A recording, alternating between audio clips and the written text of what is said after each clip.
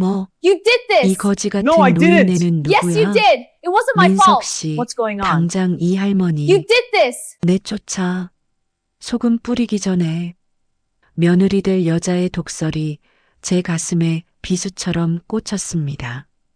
10년 만에 만난 아들 집에서 제가 들은 첫 마디는 엄마가 아니라 거지였습니다. 하지만 그녀는 몰랐을 겁니다. 제가 걸친 낡은 점퍼 속에 수천억 원의 자산을 움직이는 루나 그룹 회장의 인감도장이 들어있다는 사실을요. 검은색 최고급 세단 한 대가 도심의 빌딩 숲을 지나 경기도 외곽의 조용한 주택가 골목 끝에 멈춰 섰습니다. 차 안의 공기는 무겁고 차가웠습니다. 뒷좌석에 앉은 여인은 화려한 다이아몬드 반지와 맞춤 정장을 벗어 던지고 어디 시장 바닥에서나 주워 입었을 법한 빛바랜 옥스퍼드 점퍼와 무릎이 튀어나온 낡은 바지로 갈아입었습니다. 사장님, 정말 이 모습으로 가시겠습니까? 10년 만에 아드님을 뵙는 천금 같은 자리입니다. 국내 최대 핀테크 기업의 수장이신 사장님께 이런 허름한 옷차림은 도무지 어울리지 않습니다. 아드님도 서운해할 것입니다. 수행 비서인 박 비서가 백미러를 통해 걱정스러운 눈빛으로 여인을 바라보며 옷 가방을 내밀었습니다. 그 안에는 이태리 장인이 한 땀 한 땀 제작한 수백만 원 호가의 코트가 들어 있었습니다. 하지만 여인은 단호하게 고개를 저었습니다. 여인의 이름은 한영숙. 10년 전 오직 사업 성공과 가문의 부흥만을 위해 어린 아들을 한국에 홀로 두고 해외로 떠났던 자수성가형 기업가이자 루나 그룹의 회장이었습니다. 그녀는 거울 속에 비친 자신의 초라하고 꾀죄죄한 행색을 보며 차가운 미소를 지었습니다. 박 비서, 내가 사업하느라 집 떠난 지 벌써 10년이야. 그동안 우리 아들은 내가 돈 많은 회장인 줄만 알고 자랐지.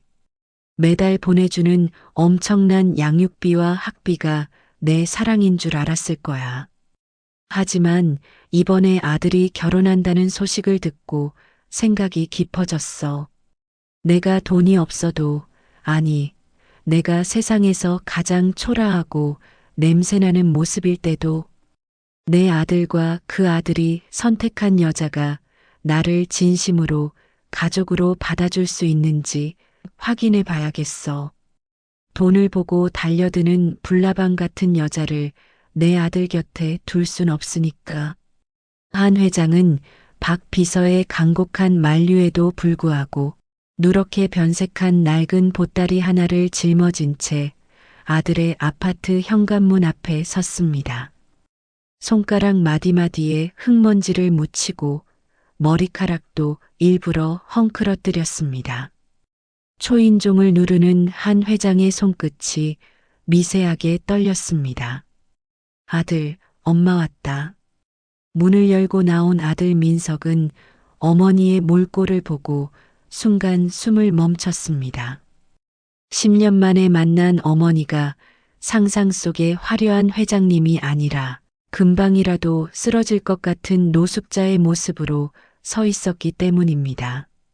하지만 민석의 눈동자에 어린 것은 멸시가 아니라 처절한 아픔과 걱정이었습니다. 엄마, 세상에, 엄마 맞아요?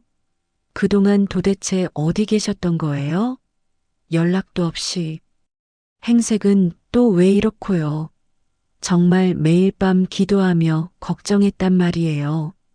민석은 어머니의 거친 손을 덥석 잡고 집 안으로 급히 이끌었습니다. 어머니의 낡은 점퍼에서 나는 쿰쿰한 냄새조차 민석에게는 그리운 어머니의 향기였습니다. 얘기하자면 길다, 아들아. 해외에서 하던 사업이 완전히 망해서 쫓겨나다시피 들어왔어. 길바닥을 전전하며 너를 찾아오는 데만 한 달이 걸렸구나. 근데 혹시 집에 뭐 먹을 거 좀 있니? 사흘을 굶었더니 속이 너무 쓰리고 허기지구나. 한 회장은 소파 끝에 조심스럽게 걸터 앉으며 연기를 이어갔습니다. 민석은 가슴이 미어지는 듯한 표정으로 주방으로 달려갔습니다. 엄마, 여기 앉아서 일단 물부터 좀 드세요. 제가 금방 밥 차려드릴게요. 걱정 마세요. 이제 아들이 있잖아요. 그때였습니다. 안방에서 명품 브랜드의 로고가 크게 박힌 화려한 원피스를 차려입은 예비. 며느리 소희가 팔짱을 낀 채 걸어 나왔습니다. 그녀는 거실 한복판에 앉아 있는 초라한 노인을 발견하자마자 마치 오물을 본 것처럼 인상을 찌푸리며 코를 막았습니다. 민석 씨, 뭐야? 저 거지 같은 노인네는 누구야? 우리 집 거실 소파가 얼마짜리인데 왜 저런 사람이 앉아 있어? 아, 냄새나. 당장 내보내지 않고 뭐해? 민석이 당황하며 소희의 앞을 막아섰습니다. 소희야, 말이 너무 심하잖아. 이분은 10년 만에 어렵게 돌아오신 내 어머니야. 사업이 잘 안 되셔서 고생을 많이 하셨대. 지금 너무 배가 고프시다니까 소희 내가 냉장고에 있는 거로 반찬 몇 가지만 좀 만들어 줄 수 있을까? 소희의 눈이 세모꼴로 치켜 올라갔습니다. 그녀는 한 회장이 짊어지고 온 낡은 보따리를 발로 툭 차며 쏘아붙였습니다.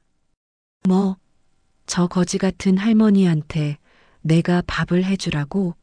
민석 씨, 지금 제정신이야?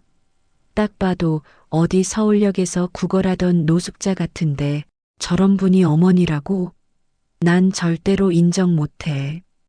내 결혼식에 저런 몰골로 나타날 생각이면 지금 당장 내다버려.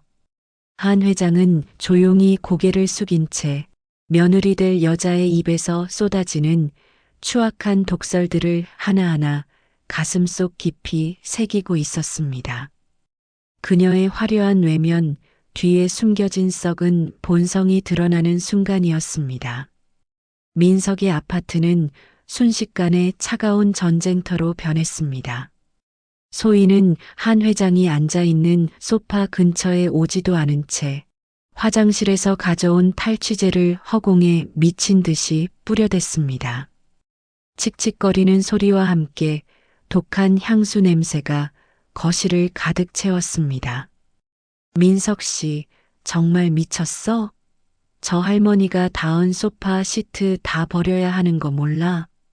저런 사람을 엄마라고 지방까지 들이다니 당신 수준도 의심스러워. 소희의 히스테리 섞인 외침에 민석의 얼굴이 불그락푸르락 달아올랐습니다. 민석은 어머니의 손을 꼭 잡으며 소희를 향해 낮게 의조렸습니다. 소희야, 말이 너무 심하잖아. 10년 만에 만난 내 어머니야. 사업이 망해서 길거리를 헤매다 자식 하나 보고 찾아오신 분이라고. 내가 어떻게 사람한테, 그것도 예비 시어머니한테 그런 말을 할 수 있어?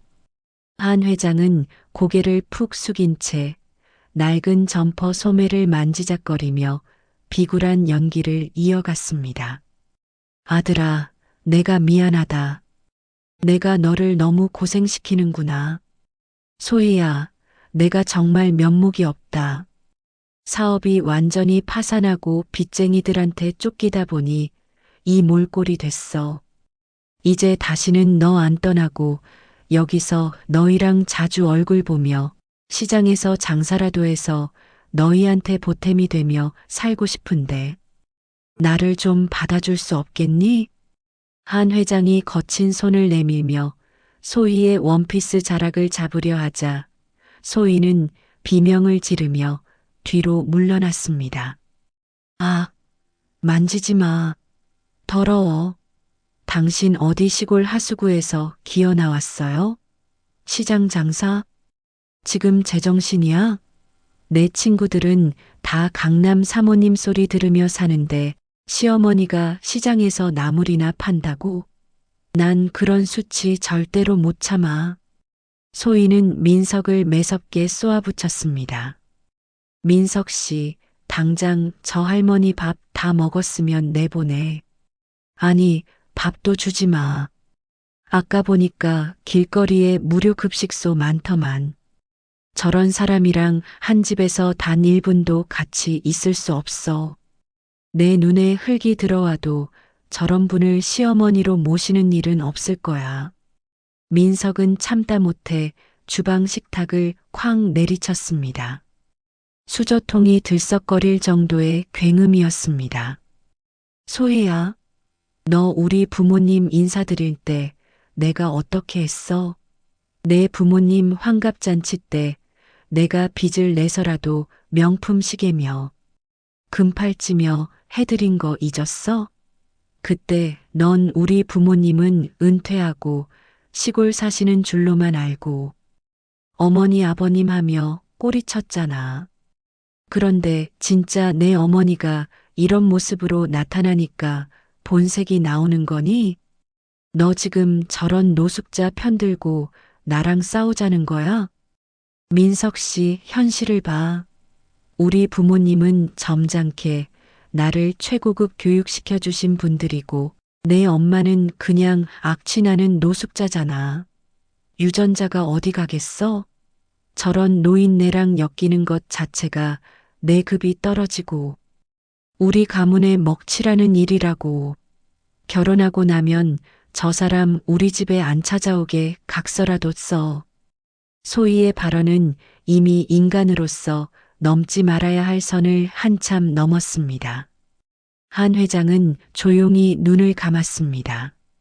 아들이 사랑한다기에 믿어보려 했지만 소희의 마음속에는 오직 돈과 허영심뿐이었습니다. 엄마가 어떤 모습이든 엄마는 엄마야. 어머니가 고생하신 게 내 죄지. 엄마 죄야? 소희야, 사과해. 당장 어머니 발 앞에 무릎 꿇고 사과하라고. 안 그러면 나 오늘 너 가만 안 둬. 민석의 목소리는 분노로 부르르 떨리고 있었습니다. 하지만 소희는 오히려 비웃으며 안방으로 들어가 짐을 챙기기 시작했습니다. 싫어. 사과는 무슨. 나 이런 대접 받으려고 당신이랑 결혼 약속한 거 아냐? 민석 씨, 지금 결정해. 지금 당장 저 할머니를 내쫓든지 아니면 나랑 끝내든지. 너 하나만 선택해. 저런 오물 같은 노인이랑 살래? 아니면 나랑 행복한 미래를 그릴래? 지금 당장 대답해. 한 회장은 천천히 자리에서 일어났습니다. 낡은 보따리를 어깨에 짊어지는 그녀의 뒷모습은 한없이 작고 초라해 보였습니다. 아니다, 아들아. 엄마가 그냥 나갈게. 나 때문에 사랑하는 사람끼리 싸우는 거 엄마가 죽어도 못 보겠다. 내가 시장 바닥에서 자더라도 내 행복을 빌어줄게. 한 회장이 문 쪽으로 향하자 소희는 빨리빨리 좀 나가요. 재수없게 소금 뿌리기 전에 라며 바닥에 있는 한 회장의 신발을 발로 문 밖으로 차버렸습니다. 안 돼요, 엄마. 절대 못 나가요. 민석이 현관문 앞을 가로막았습니다. 그의 눈에는 이미 소희를 향한 사랑 대신 끔찍한 혐오와 분노만이 서려 있었습니다. 민석은 바닥에 나뒹구는 어머니의 낡은 신발을 주워 직접 신겨드린 뒤 소희를 차갑게 노려보았습니다. 소희야, 너 정말 끝까지 이럴 거야? 이분이 어떤 분인지, 나에게 어떤 존재인지, 너는 정말 단 1%도 관심이 없다는 거지?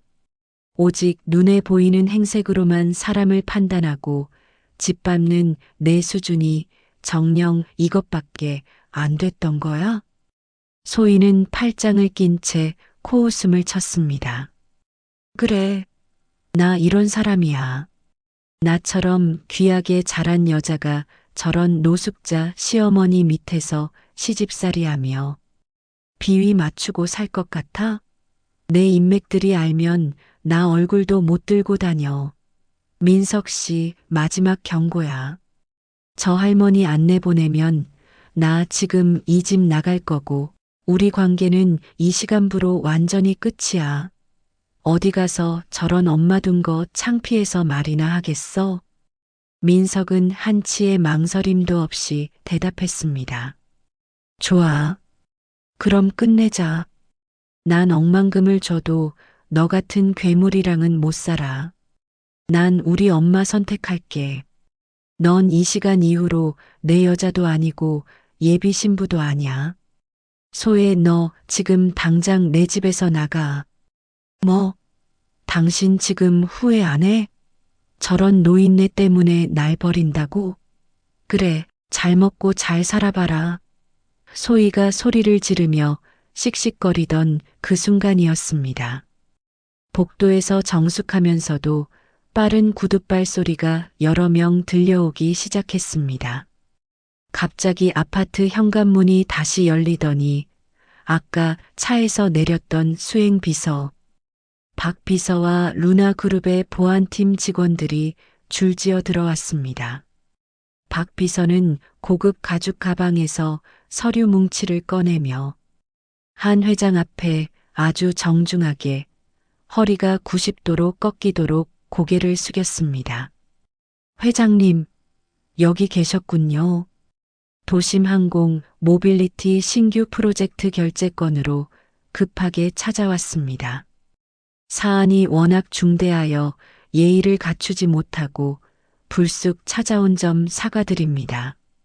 소희의 눈이 튀어나올 듯 커졌습니다. 회장님? 박 비서님? 이 명품 정장 입은 사람들이 왜 이 거지 할머니한테 회장님이라고 부르는 거야? 민석 씨, 이게 무슨 몰래카메라야? 대체 상황 설명 좀 해봐. 한 회장은 그제야 구부정했던 허리를 꼿꼿이 폈습니다. 낡은 점퍼를 걸쳤음에도 불구하고 그녀의 눈빛에서는 수조 원의 자산을 움직이는 거대. 기업의 수장다운 서늘한 카리스마가 뿜어져 나왔습니다. 방금 전에 나약하고 비굴한 노인 모습은 온데간데 없었습니다. 그래, 박 비서. 수고가 많네. 집안일이 좀 있어서 늦어지고 있었어. 한 회장은 차가운 표정으로 박 비서가 내미는 태블릿 PC를 훑쳤습니다. 박 비서가 이어 말했습니다. 네, 회장님. 그리고 이번에 출시한 루나 럭셔리 라인의 가격 책정도 마무리하셔야 합니다. 본사 이사진들이 회장님의 최종 결정을 기다리고 있습니다. 소희는 이제 다리가 후들거리기 시작했습니다. 그녀가 그토록 갖고 싶어 했던 명품 가방과 화장품들을 만드는 루나.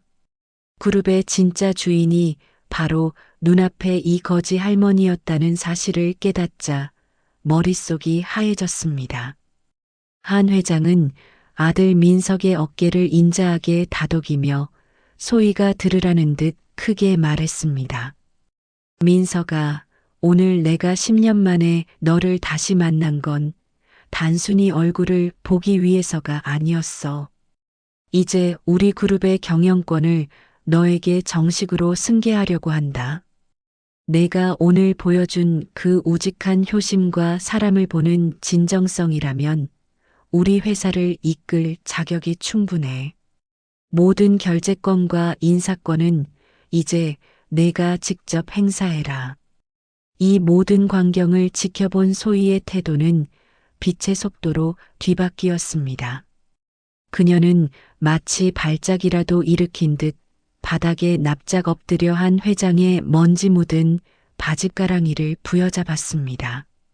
어머니, 아이고, 저희 어머니. 제가 정말 죽을 죄를 지었습니다. 제가 오늘 갑자기 스트레스 때문에 정신이 나갔었나 봐요. 어머니가 워낙 소탈하고 검소하셔서 제가 감히 테스트하시는 줄도 모르고 장난을 좀 친 거예요. 어머니, 진짜 잘못했습니다. 저 어머니 정말 존경하는 거 아시죠? 오늘부터 여기서 정말 최고로 모실게요. 제가 손등에 물 한 방울 안 묻히게 해드릴게요. 제발 한 번만 용서해 주세요. 한 회장은 소희의 손을 벌레 보듯 차갑게 뿌리쳤습니다. 됐다, 됐어. 사람이 어떻게 눈 한 번 깜빡이지 않고 태도가 이렇게 변하니? 내 입에서 나온 그 오물보다 더러운 독설들이 아직도 내 귓가에 쟁쟁한데 이제 와서 연기를 하니? 한 회장은 고개를 돌려 아들을 보았습니다. 민서가 이런 여자가 우리 집안에 며느리로 들어온다면 과연 우리 회사의 미래가 어떻게 될지 잘 생각해 보렴. 결정은 내 몫이다. 소희는 이제 아들 민석에게 미친 듯이 매달렸습니다. 민석 씨, 자기야. 나 알잖아. 나 원래 착한 거. 아까는 내가 정말 너무 긴장해서 실수를 한 거야. 우리 3년 동안 사랑했잖아. 나 민석 씨 없이 못 살아. 자기 회계사 시험 준비할 때 내가 옆에서 도시락 싸다 주던 거 잊었어? 응. 우리 결혼식장도 다 잡아놨잖아. 민석은 소희가 붙잡은 소매를 경멸의 눈빛으로 털어냈습니다. 더러운 손 치워. 소희야, 넌 방금 더러운 건 유전이라고 했지? 내 그 소름 돋는 가식과 이중성이야말로 내가 태어나서 본 것 중 가장 더럽고 끔찍해. 내가 회장님 아들인 걸 몰랐을 때도 넌 나를 보며 계산기를 두드렸겠지만 우리 엄마를 대하는 태도를 보니 내 인간성이 바닥이라는 걸 확실히 알았어. 어른한테, 아니 사람한테 기본적인 예의도 없는 너 같은 괴물이랑 내 미래를 그릴 생각은 단 1초도 없어. 민석은 거실 구석에 놓여있던 소희의 명품 가방들과 짐들을 현관 밖으로 가차없이 내던졌습니다. 지금 당장 내 집에서 나가. 아니, 내 인생에서 영원히 사라져. 다시는 연락하지 마. 만약 한 번만 더 내 눈앞에 나타나거나 어머니 근처에 얼씬거리면 루나 그룹 법무팀을 동원해서라도 내 인생 끝장내줄 테니까. 민석 씨, 회장님, 제발요. 한 번만 기회를 주세요. 소희의 비명 섞인 애원이 복도 가득 메아리쳤지만 민석은 일말의 망설임도 없이 현관문을 쾅 닫고 잠금 장치를 확인했습니다. 정막이 흐르는 거실에서 민석은 어머니의 거친 손을 다시 꼭 잡았습니다. 그의 눈에는 미안함과 안도감이 교차했습니다. 엄마, 정말 죄송해요. 제가 그런 여자인 줄도 모르고 엄마한테 상처를 드렸네요. 10년 만에 뵙는 자리인데 이런 꼴을 보여드려서 면목이 없어요. 한 회장은 아들의 넓은 어깨를 따뜻하게 다독였습니다. 아니다, 민석아. 오히려 잘된 일이야. 내 곁에 두어서는 안 될 독사 같은 사람을 오늘 확실히 걸러냈으니 얼마나 다행이니. 엄마가 10년 동안 너를 혼자 둔 보상을 이제야 제대로 한 것 같아 마음이 놓인다. 한 회장은 낡은 점퍼를 벗어 박 비서에게 넘겼습니다. 박 비서가 준비해온 최고급 캐시미어 코트를 걸치자 그녀는 다시금 우아하고 범접할 수 없는 기업 총수의 자태를 되찾았습니다. 하지만 아들을 바라보는 눈빛만은 그저 평범하고 따뜻한 어머니의 그것이었습니다. 민서가 인생에서 돈이나 지위보다 100배, 1000배 중요한 건 사람의 근본이야. 내가 오늘 그 화려한 유혹을 물리치고 이 늙은 에미를 선택했을 때 엄마는 루나 그룹의 미래를 너에게 맡겨도 좋겠다는 확신이 들었단다. 내가 보여준 그 진심 평생 변치 마라. 민석은 미소 지으며 어머니의 팔짱을 꽉 꼈습니다. 그럼요, 엄마. 전 돈보다 엄마가 훨씬 더 좋아요. 이제 우리 10년 동안 못다한 이야기 나누면서 진짜 맛있는 밥 먹으러 가요. 이번엔 제가 엄마가 좋아하시는 뜨끈한 국밥집으로 모실게요. 하하, 그래. 우리 아들이 사주는 국밥이면 세상에서 제일 맛있겠구나. 박 비서, 오늘 일정 다 취소해.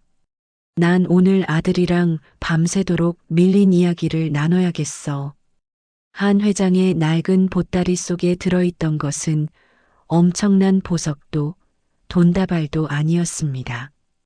그것은 자식을 향한 어머니의 간절한 믿음과 사람의 진심을 확인하고 싶었던 마지막 시험이었습니다. 부모의 겉모습이 어떠하든 그 희생을 귀하게 여길 줄 아는 아들, 그리고 그런 아들을 믿고 자신의 평생을 건 결실을 모두 내어준 어머니. 두 사람은 소중한 가족의 의미를 되새기며 문을 나섰습니다.